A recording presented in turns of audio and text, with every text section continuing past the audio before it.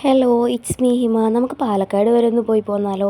ഇന്ത്യയിൽ തന്നെ ആദ്യമായി 10 കോടി ചിലവിൽ നിർമ്മിച്ച പോർട്ടബിൾ അക്വേറിയം കാണാനാട്ടോ പോകുന്നത്. ഞാനും അനിയനും ഉണ്ട്. ഇത് നമ്മുടെ പാലക്കാട് മുനിസിപ്പൽ ബസ് സ്റ്റാൻഡിൻ്റെ അടുത്തായിട്ടാട്ടോ വരുന്നത്. ഒരാൾക്ക് 150 രൂപയാണ് ടിക്കറ്റ് റേറ്റ് വരുന്നത്. അപ്പോൾ നമ്മൾ ആദ്യം തന്നെ പോകുമ്പോൾ നമുക്ക് സ്കൂബ ഡൈവ് ചെയ്യുന്ന ആളെന്നെ കേട്ടോ കാണുന്നത്.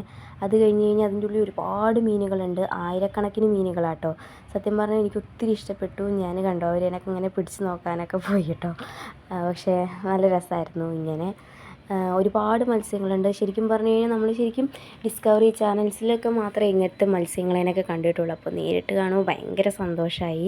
പലതരം വെറൈറ്റീസ് ആയിട്ടുള്ള മത്സ്യങ്ങളുണ്ട് കേട്ടോ, പലതരം കളറുകളിലൊക്കെ ഉള്ളത്. നല്ല രസമല്ലേ ഇവരേനൊക്കെ കാണാൻ. അപ്പോൾ ഒരുപാട് മത്സ്യങ്ങളുണ്ട്. ശരിക്കും പറഞ്ഞു കഴിഞ്ഞാൽ നമുക്കൊന്ന് വന്ന് കാണേണ്ടത് തന്നെയാണ് കേട്ടോ. പിന്നെ അതിൻ്റെ ഉള്ളിൽ ഒരു ടണലുണ്ട് കേട്ടോ. ആ ടണലിലും ഉണ്ട് ഒരുപാട് കുഞ്ഞു കുഞ്ഞു മത്സ്യങ്ങൾ.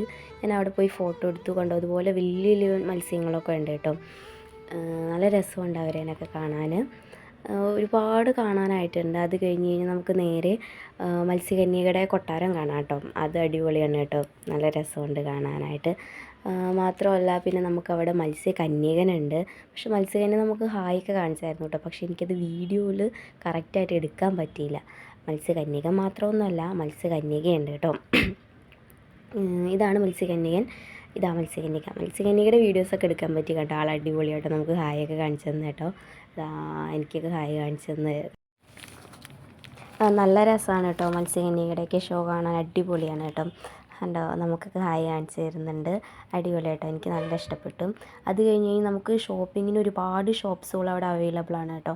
കണ്ടോ, ഒരുപാട് ഐറ്റംസൊക്കെ ഉണ്ട്. പിന്നെ കുറേ നമുക്ക് നൊസ്റ്റാൾജിക് ഫീലിങ്സ് ഉണ്ടാക്കുന്ന കുറേ ഐറ്റംസൊക്കെ ഉണ്ട് കേട്ടോ. നല്ല രസമായിട്ടോ ഒക്കെ കാണാൻ വേണ്ടിയിട്ട്.